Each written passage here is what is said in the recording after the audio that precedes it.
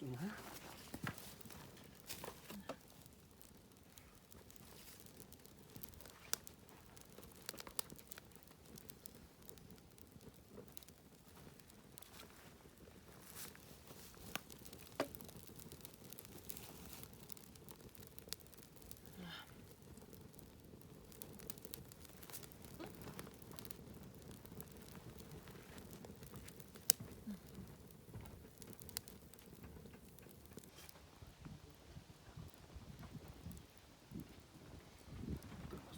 Видос уже бесконечный. Давай.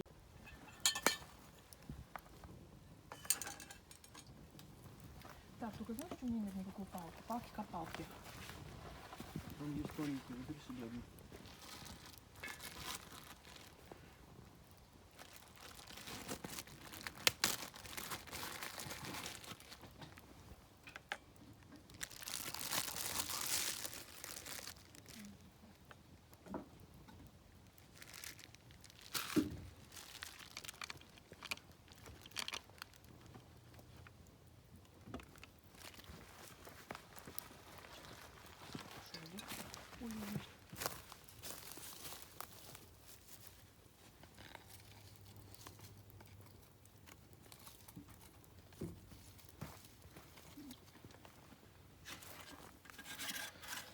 Надо вот эти как-то поднять. Ногой это очень толстая.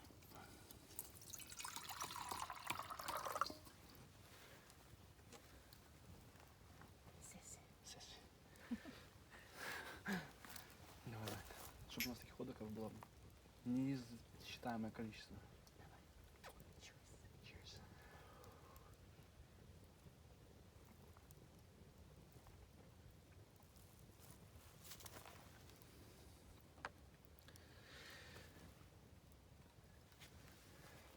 I can hear somebody.